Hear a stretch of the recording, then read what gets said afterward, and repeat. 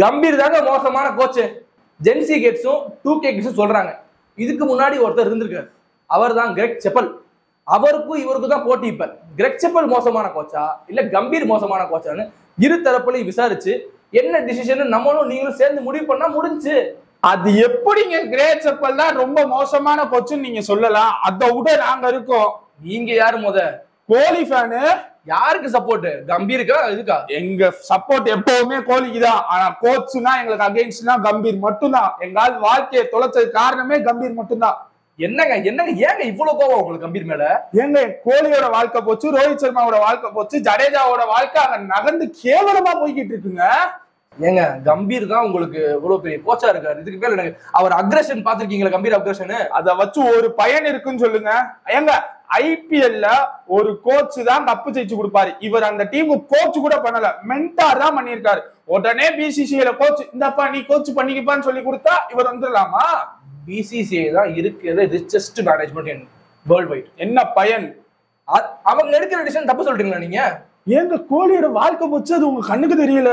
ஏங்க கம்பீர் என்ன பண்ணாலும் சொல்லுங்க, கம்பீர் மோசமானவர் சொல்றீங்க, எதனால மோசமானவர்? நானும் அதே கேட்கிறேன், என்ன பண்ணாரு இப்ப வரைக்கும்? ஒன்னும் வேண்டாங்க. நியூசிலாந்து கூட நம்ம ஊர்ல வந்து ஒயிட் வாஷ் பண்ணிட்டு போனாங்க. இதை விட செருப்படி ஏதாச்சும் இந்தியன் ஃபேன்ஸுக்கு இருக்குன்னு சொல்லுங்க. அதை கூட விடுங்க, சலிச்சுட்டு சரி ஓகே நியூசிலாந்து நல்ல டீம். அடுத்து ஒண்ணு நடந்துச்சுங்க ஓடிஐல. ஸ்ரீலங்கா அவங்க நல்ல டீமும் மோசமான டீமுன்னு நான் எதுவுமே சொல்லலைங்க. ஸ்ரீலங்கா வந்து நம்மள வாஷ் அவுட்னா கூட பரவாயில்ல, 3 ஓடிஐ சீரிஸ் 2 மேட்ச் நம்மள தோக்கடிச்சு 1 டிரா பண்ணிருக்கோம். கேவலமா இல்ல? காரணம் யாரு? கம்பீர்னு சொல்ல போறீங்க? கம்பீர் தான் காரணம். நடந்ததே 3 ஓடி தானங்க. அதுல எப்படிங்க ஒரு கோச் நீங்க தப்பானவர் மோசமானவர்? அதுக்கான காரணம் யாரு? இன்னொரு 4 வேர்ல்டு கப் 4 ஓடிஐ 5 ஓடிஐ ஏதாச்சும் நடத்த வேண்டியதானே? ஒரு பேரு கட்டுருமா அதனால ஓடிஐ நாங்க விளையாடல அப்படின்னு சொல்லிட்டு போயிட்டாரு. அடுத்து வர்றேங்க முக்கியமானது, இதெல்லாம் ஒரு பாயிண்டா? டெஸ்ட் மேட்ச் சரியா 11 மேட்ச் இன்ன வரைக்கும் நடந்திருக்கு. ஜெயிச்சது 2-3, ஆனா தோத்தது 6. ஏங்க அது ஒரு ப்ராக்ரஸ் இருங்க. என்ன சக்சஸ் நோக்கி போகும். நீங்க ஏதோ எனக்கு வாடை அடிக்குது. கம்பீர் ஃபேனா நீங்க? ஆங்கர் சரியில்லை, கம்பீர் ஃபேனு போல. ஆங்கர்னா நியூட்ரலா இருக்கணுங்க, 2 பக்கம் பேசணுங்க. நீங்க கம்பீர் பக்கத்து இப்படி சாயிறீங்கல்ல? இப்படியும் சாய்வேன் இப்படியும் திடீர்னு முன்னாடி சாய்க்கலாம் தேவையில்ல. ஆங்கர்னா ஆங்கர் வேலையை பாருங்க, இல்ல நான் மைக்க கழட்டி போட்டு ஆங்கர் ஆயிருவேன். நீங்க கம்பீர் மோசமானவர் சொல்றீங்களா? சரி, சாம்பியன் டிராஃபி ஜெயிச்சு கொடுத்தது யாரு? அதை வச்செல்லாம் நல்ல கோச்சு கிடையாது. சாம்பியன்ஸ் டிராஃபி ஜெயிச்சது ஒரு நிமிஷம் கை தட்டுங்க. ஏங்க இருங்க, என்னங்க ஸ்டாண்ட் அப் காமெடியா பண்றீங்க? இந்த கேளுங்க, border Gavaskar trophy Australian citizen நம்ம தான் ஊருக்குள்ள பல பேர் சொல்லிக்கிட்டு இருந்தாங்க. கிட்டத்தட்ட 10 வருஷம் ஸ்டாட்ஸ் எடுத்துட்டு வந்திருக்கேன். 10 வருஷமா அவங்க கதரை விட்டுக்கிட்டு இருந்தோம். கங்காரு வார்த்தையே இல்ல. போய் 3 மேட்ச் தோத்துட்டோம். 1 ஏதோ பும்ராவால ஜெயிச்சிட்டோம், 1 டிரா. வேர்ல்டு கப் நேரம் நம்ம கையில இருக்க வேண்டியது டெஸ்ட் வேர்ல்டு கப். இதுக்கான காரணம் யாரு? 2027 நம்ம கையில இருக்குன்னு சொல்லிருக்காரு கம்பீர். அதுக்கு ஒரு நல்ல விஷயம் என்ன சொல்ல தெரியுமா? கம்பீரை போ சொல்லிடுங்க, நாங்க வேற ஆளை வச்சு கூட நாங்க 27 வரைக்கும் அவர் தான் சலிச்சுக்கங்க. அது எப்படி நீங்க கம்பீர் தான் மோசமான கோச்சுன்னு சொல்லலாம்? இல்ல யார சொல்லணும் உங்களுக்கு? கிரெக் செப்பல்ங்க, அவன் பேர் அதானே?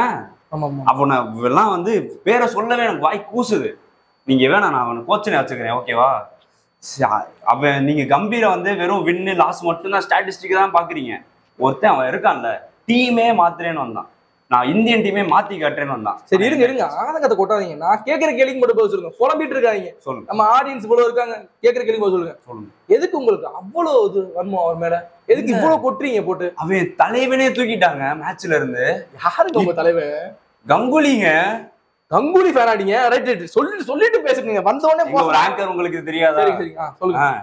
இப்பெல்லாம் அக்ரஷன்னா யார சொல்லிட்டு இருக்காங்க? விராட் கோலி. அப்ப அந்த காலத்துல அவரு தானே விதை போட்டது யாரு? அவரு தானே, அவரே தூக்குனது. அது தப்பு. அது மட்டும் இல்லாம அவர் கோச்சா பண்ணாரு, பிளேயர்ஸுக்கு சொல்லியா கொடுத்தாரு. கிரிக்கெட் ஆட சொன்னா டிசிப்ளின் சொல்லி கொடுக்குறேன்னு இன் பண்ண கிரவுண்டு பூரா ஓடு, ஷூ மாட்டல அப்படின்னு சொல்லி பனிஷ்மெண்ட் கொடுத்துட்டு இருந்தாரு.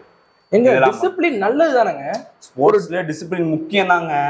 அதுக்குன்னு டிசிப்ளின் மட்டும் வச்சுட்டு ஸ்போர்ட்ஸை கோட்டை விட்டா ஆங்கரையும் பேச விடுறீங்களா? சொல்றத கொஞ்சம் கேளுங்க. போயிட்டு இருக்கும் போது என்னைய பேச விடுறீங்க. சரி இவ்வளவு சொல்றீங்களா, இந்த கேள்விக்கு பதில் சொல்லுங்க. இர்ஃபான் பார்த்தா நல்ல பவுலர் தானே, அவர் எதுக்கு பேட்ஸ்மேனா ஆட வச்சாரு? ஏங்க ஒரு டீம்ல 2 பேட்ஸ்மேனும் பவுலரும் ஒரே ஆள் பண்ண நல்லது தானே இந்தியன் டீமுக்கு. இது அதுக்கு நல்லா பவுலிங் போடுறோம் ஏன் பேட்ஸ்மேன் ஆக்கணும்? சரி அதையும் விட்டுருங்க. கங்குலியை விட்டுட்டு எதுக்கு டிராவிட் கேப்டன்சி கொடுக்கணும்? கங்குலியை உட்கார வைக்கணும்னு தான் கேட்கிறேன். அஸ் அ ஃபேனா இது நான் தட்டி கேட்டே ஆகணும். அவர் தான் கங்குலி பிசிக்கலி மென்டலி அன்ஃபிட்ன்றாருங்க. யங் பிளேயர்ஸ் வேணும்ன்றாருல. திரும்ப ஓல்டு பிளேயர்ஸ் நீங்க எடுத்துட்டு இருக்கீங்க. ஒரு ஆஸ்திரேலியன் மைண்ட் செட் இருக்க கிரெக் செப்பலை நீங்க ஒதுக்குறீங்களா? ஆஸ்திரேலியன் மைண்ட் செட் எதுக்கு இந்தியன் மைண்ட் செட்டுக்கு திணிக்க பாக்குறீங்க? நீங்க என்ன ஆஸ்திரேலியாவுக்கு சப்போர்ட்டா? Full and full Australian mind செட்டே ஃபுல்லா இங்க திணிக்க பாக்குறீங்க. அப்ப நீங்க ஃபுல்லாவே ஆஸ்திரேலியா சப்போர்ட்னா இந்தியா உங்களுக்கு வந்து சரிப்பட்டு வராதுன்னு முடிவு பண்ணிட்டீங்க. கரெக்டா?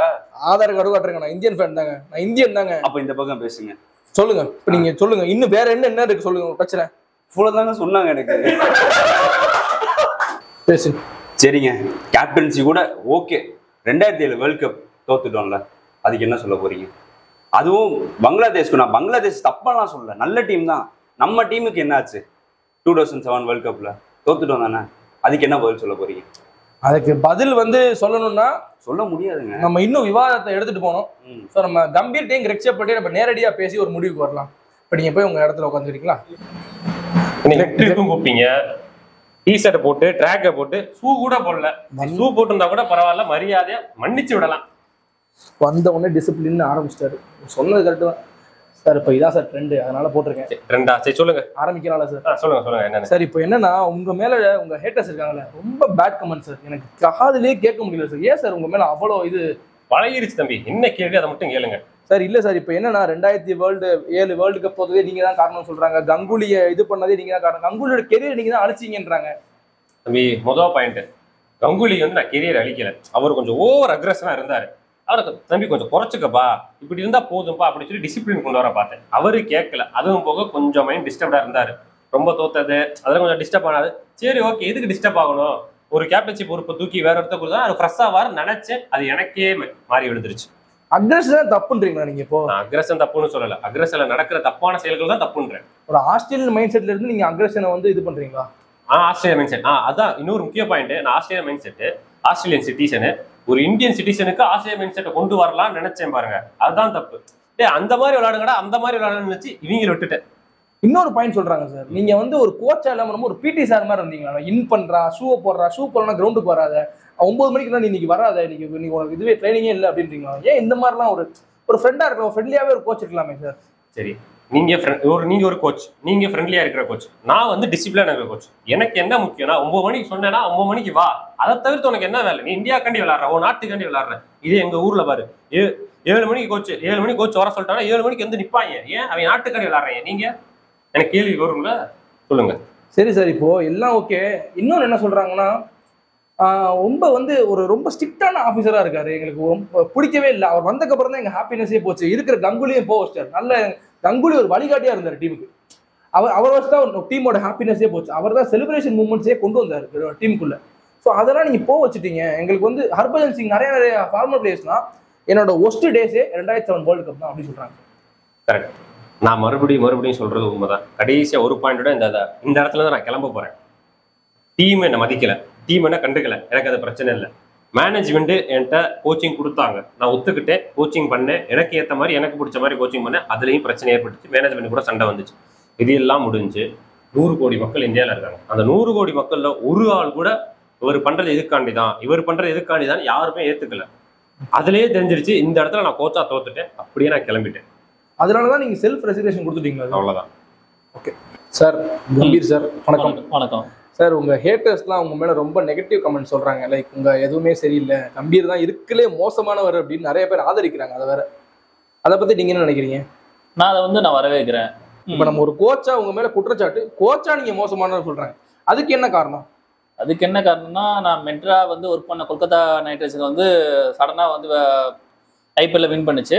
அப்போ அதை பார்த்து பிசிசிஐ எனக்கு கோச்சிங்கா கொடுத்துருந்தாங்க. டிராவிட் போயிட்டாரு. அடுத்த லெவல் ஃபில் பண்றதுக்கான பர்சன் யாருன்னு பார்க்கும்போது அந்த லெவல்ல நான் இருந்தேன்னு அவங்க பிசிசிஐ நம்பினாங்க. அதனால நான் உள்ள வந்திருக்கேன். நான் கரெக்டா என்னோட கோச்சிங்கை கரெக்டா பாக்குறேங்க. இதுல என்ன இருக்கு? இன்னொன்னு என்ன சொல்றாங்கன்னா, நீங்க வந்தக்கப்புறம் எல்லா வின்னிங் ஸ்ட்ரீக்கையும் பிரேக் பண்றீங்களாமே. நியூசிலாந்துல ஒரு ஒயிட் வாஷ், ஸ்ரீலங்கா கூட 27 இயர்ஸ் வச்ச ரெக்கார்டு போச்சு. பாட்டர் கவாஸ்கர் டிராஃபி தோத்துட்டோம். என்ன காரணம் வச்சிருக்கீங்க? ஒரு கோச்சா இது இப்படி பண்ணணும்னு தான் சொல்ல முடியும். அங்க விளையாட தெரியாதவங்க நிறைய பேர் இருக்கும் போது நான் என்ன பண்ணுவேன், அதனால சொல்றேன், ஒரு new Indian team cricket team வந்து உருவாக்குறதுக்கு தான் இவ்வளவு ஸ்ட்ரகிள் பண்ணிட்டு இருக்கு. அந்த பாரத்தை வந்து நான் வந்து சுமந்து இப்ப நான் பாத்துட்டு இருக்கேன். ரோஹித் ரிட்டையர் ஆயிட்டாரு, கோலி ரிட்டையர் ஆயிட்டாரு, புஜாரா ரிட்டையர் ஆயிட்டாரு, எல்லாம் ரிட்டையர் ஆகி போயிட்டு இருந்தா நான் எப்படி எதை வச்சு விளையாடுவேன்? கரெக்டா? அந்த மாதிரி பிளேஸ் இல்லைங்க, இருக்கிற பிளேஸ் வச்சுதாங்க விளையாட முடியும்.